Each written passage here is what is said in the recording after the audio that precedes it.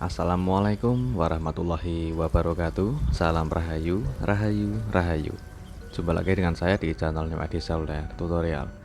Di kesempatan kali ini kita akan unboxing kiriman dari salah satu sahabat subscriber. Beliau asal mana ya teman-teman? Saya agak lupa. Ini ada catatan sama beliau. Ini handphone belinya second, namun beliau lupa untuk pengecekan seperti WiFi, Bluetooth dan fungsi hotspot itu katanya tidak bisa diaktifkan atau tidak bisa berfungsi teman-teman. Oke, sekarang kita coba untuk pengecekan dulu. Dan sebelumnya beliau sudah cerita kalau handphone ini sudah pernah dicek sama teknisi lain, dan beliau kepengen untuk perbaikan di toko saya coba untuk membantunya. Oke, saya cas ini baterainya habis ya teman-teman, dan saya coba untuk pengecekan dulu. Seperti pengecasan itu sudah nambah dengan normal, ada di angka 9%. Setelah saya terima itu baterainya habis total. Sekarang kita coba untuk menyalakan handphonenya. Oke, alhamdulillah untuk infonya sudah bisa menyala dan untuk pengisian baterai sudah berjalan. Kita coba untuk pengecekan yaitu sesuai kerusakan awal saat beliau konsultasi teman-teman. Oke, perhatikan untuk fungsi dari WiFi ini ada notif off ya teman-teman. Ketika kita on kan atau kita aktifkan itu ada tanda biru namun keabu-abuan atau tidak bisa diaktifkan dengan normal, dan juga ada peringatan seperti pengaturan tidak bisa berfungsi dengan normal atau seperti aplikasi telah berhenti ya teman-teman.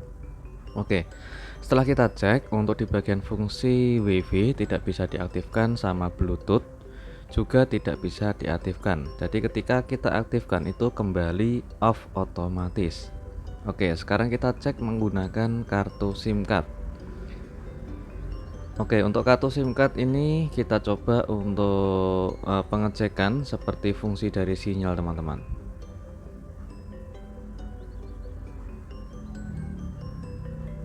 Oke, kita masukkan menggunakan kartu SIM card dan perhatikan untuk sinyalnya tidak keluar ya teman-teman. Jadi untuk Telkomselnya sudah kebaca dan kuota datanya itu bisa aktif, tapi untuk sinyalnya tidak muncul. Jadi hanya bergaris keabu-abuan. Oke, untuk saya cek emailnya itu ada, jadi otomatis tidak ada kerusakan seperti email 0 atau baseband ya teman-teman. Oke, sekarang kita coba untuk proses pembongkaran. Tujuannya untuk pengecekan secara total di bagian area mana yang menyebabkan fungsi dari WiFi, Bluetooth, hotspot dan juga sinyal. Untuk pembongkaran di bagian frame itu harus hati-hati karena banyak fleksibel seperti fleksibel LED dan juga fleksibel sidik jarinya. Oke, setelah saya bongkar ternyata handphone kondisinya seperti ini, yaitu mesin sudah pernah diperbaiki sebelumnya. Dan saya cek ini ada bagian yang hangus atau bekas dari konslet atau short ya teman-teman, yaitu di bagian area IC RF bagian RF2G kalau tidak salah itu. Jadi untuk semua kaleng itu sudah pernah dibongkar. Jadi kalau menurut saya cek ini kondisi mesin besar kemungkinan bekas kemasukan air karena ada beberapa soket konektor atau beberapa komponen yang terlihat seperti korosi teman-teman. Oke, untuk di balik mesin ini juga di bagian bawah itu ada IC PA dan juga IC WiFi. Itu juga kalengnya sudah pada bongkaran teman-teman. Untuk stiker solasinya sengaja saya lepas, dan untuk kita koreksi di seluruh komponen area mesin ini ada beberapa bagian yang hangus seperti di samping IC RF pada fungsi dari 2G, dan kita cek keseluruhan di bagian area komponen yang ada di mesin. Untuk semua kaleng sudah pernah dilepas ya teman-teman. Oke, kita cek satu persatu untuk semua komponen karena handphone ini ternyata bekas kemasukan air. Setelah saya cek ada beberapa kaki soket konektor yang masih ada sisa korosi, dan juga yang paling fatal itu ada bagian PA atau RF2G itu di sampingnya tadi hangus ya teman-teman. Untuk di bagian beberapa komponen ada yang hilang ataupun ada yang rusak seperti bekas congkelan kaleng. Sekarang kita coba untuk membersihkan dulu karena handphone habis kemasukan air dan sudah pernah diperbaiki sama teknisi lain. Sekarang kita coba untuk bersihkan total agar sisa-sisa korosi yang masih terlihat bisa lebih bersih ya teman-teman. Oke, setelah kita bersihkan, untuk di bagian ini ada bagian komponen yang hampir lepas. Sekarang kita coba untuk ganti saja karena untuk komponennya itu sudah rusak ya teman-teman. Dan juga di bagian ini area sinyal atau bagian switch antena WiFi nya dan Bluetooth itu ada beberapa komponen yang salah satunya hilang. Oke, untuk komponen yang rusak alias bekas dari kerusakan congkelan kaleng, jadi kita ganti saja. Sedangkan di bagian ini untuk air yang hilang di bagian ujung belakang switch antena WiFi Bluetooth-nya, kita ganti saja untuk menggunakan komponen lain seperti bekas dari bangkai mesin Kannibalan yang tidak terpakai ya teman-teman. Untuk di bagian ini juga ada dua komponen, yaitu R di bagian jalur pada IC WiFi. Di sini saya lepas karena korosi sudah tidak bisa diperbaiki lagi komponennya. Jadi komponen R-nya itu saya buang karena hangus.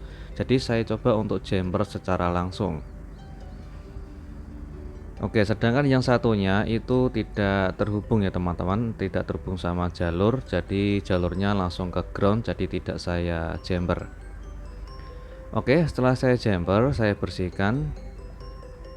Dan sekarang di tahap ini kita proses untuk yaitu mengangkat IC SDR.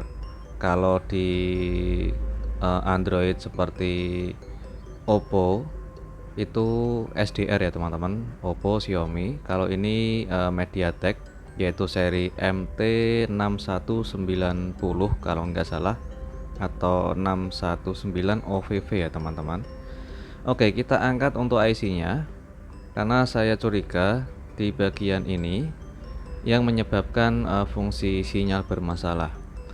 Di sini saya mendapati masih ada sisa korosi di semua pin IC yang ada di mesin dan juga di bagian IC-nya. Jadi alangkah baiknya seperti kerusakan yang habis kemasukan air itu penyebabnya sangat banyak sekali ya teman-teman, hingga menyebabkan untuk fungsi sebagian seperti WiFi, sinyal dan lain-lain itu akan problem dan bermasalah jika masih ada komponen yang korosi. Jadi kalau kita tidak melepas IC-nya, mungkin nggak bakal kelihatan kalau di bawah IC atau di bagian pin dalam IC yang ada di mesin itu nggak bakal kelihatan kalau tidak kita angkat, seperti masih ada sisa korosi. Setelah kita angkat, kita bersihkan sisa timahnya teman-teman. Kita bersihkan sisa timahnya hingga sama rata. Oke, dengan hati-hati untuk membersihkan sisa timah, jangan sampai ada komponen yang berserakan atau hilang teman-teman. Oke, setelah kita bersihkan untuk di bagian pin kaki IC-nya, oke, kita lanjut untuk mengerjakan yaitu di bagian IC ini, apakah IC ini masih bisa dipakai atau tidak teman-teman. Jadi sebelum kita mengganti, kita coba untuk membersihkan dulu dari sisa korosinya. Setelah bersih dan tidak ada sisa korosi lagi seperti masih ada jamur, kita coba untuk bersihkan, lalu kita coba untuk mencetak ulang. Jadi sebelum kita mengganti, kita bisa memperbaikinya dulu dengan cara kita rebolling teman-teman. Oke, kita ambil plat cetakan. Jika tidak punya sesuai tipe serinya atau kode pada IC, kita bisa menggunakan plat BGA universal. Oke, menggunakan yaitu sebagai alat cetak, dan juga jangan lupa memberikan timah cair atau timah pasta. Setelah itu kita cetak menggunakan blower dengan suhu sedang ya teman-teman, di angka 250 untuk mencetak IC-nya. Oke, kita berikan flux secukupnya saja untuk mempermudah pengangkatan IC dari plat BGA-nya. Oke, pelan-pelan kita angkat, diamkan hingga dingin sebentar, dan lalu kita bersihkan dari sisa timah atau butiran timah karena kita menggunakan plat universal. Oke, usahakan jangan sampai ada sisa timah yang menempel di bagian tengah pin IC-nya. Setelah kita bersihkan, hasilnya seperti ini. Jika sudah selesai, kita bisa mengulangi pembloweran ulang seperti kita gunakan flux secukupnya saja, lalu kita blower ulang sebentar. Oke, jika sudah selesai seperti ini, kita lanjut untuk proses yaitu pemasangan IC-nya. Kita presisikan sesuai titik posisinya ya teman-teman, jangan sampai kebalik untuk proses pemasangannya. Oke, kita lanjut untuk proses pemasangan. Kita presisikan IC-nya dulu ke bagian titik pin yang ada di mesin, lalu kita blower sebentar seperti ini hingga posisinya bisa terpasang dengan presisi dan tidak ada kemiringan. Jika sudah selesai untuk proses pemasangan sebentar atau pembloweran sebentar, kita ulangi lagi menggunakan flux secukupnya saja, lalu kita coba untuk yaitu menggoyang IC-nya. Jika sudah kita goyang itu bertanda IC sudah terpasang dengan sempurna. Sedangkan untuk di bagian yang jalur pada R di IC WiFi itu sengaja saya sudah jumper dan sudah saya berikan seperti cairan PCB atau lem UV untuk pengaman PCB teman-teman, karena bekas habis kemasukan air, dan juga di bagian IC PA atau RF bagian 2G itu juga ada yang berlubang atau bekas hangus, jadi saya tutupi menggunakan cairan hijau atau lem hijau buat pengaman PCB. Oke, kita nyalakan untuk infonya untuk mengetahui kondisi info ini setelah kita selesai perbaikan, yaitu pengecekan fungsi dari WiFi Bluetooth otomatis sudah bisa aktif teman-teman. Alhamdulillah untuk pengerjaannya sudah sukses, untuk WiFi bisa aktif otomatis dan Bluetooth. Sekarang kita coba untuk pemasangan ataupun perakitan. Tujuannya untuk memberikan antena yang ada di bagian bezel, karena untuk antena itu terdapat di bagian bezel untuk mengetahui kekuatan antena, sinyal WiFi, Bluetooth, dan juga sinyal kuota data dari kartu SIM cardnya. Oke, setelah saya kasih dual SIM sudah kebaca untuk sinyalnya full 4G teman-teman, tidak naik turun dan sinyalnya stabil. Sekarang kita coba untuk menyalakan data selulernya. Oke, untuk kuota data sudah aktif. Sekarang kita coba untuk pengecekan lebih detail fungsi dari seperti WiFi.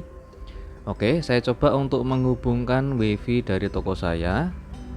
Oke, kita masukkan password dan sudah terhubung. Untuk WiFi-nya sudah aktif dengan normal teman-teman. Oke, jangan lupa untuk pengecekan seperti fungsi dari kuota datanya, seperti membuka salah satu aplikasi YouTube untuk memutar salah satu video. Oke, sekarang kita tes untuk memutar salah satu video di YouTube untuk menguji coba kekuatan dari sinyalnya. Alhamdulillah untuk pemutaran video dari YouTube bisa berfungsi dengan sangat lancar sekali. Dan untuk sinyal WiFi sangat lancar dipakai teman-teman. Alhamdulillah untuk pengerjaannya sudah selesai semua. Semoga bermanfaat dan jumpa lagi di tutorial berikutnya. Assalamualaikum warahmatullahi wabarakatuh.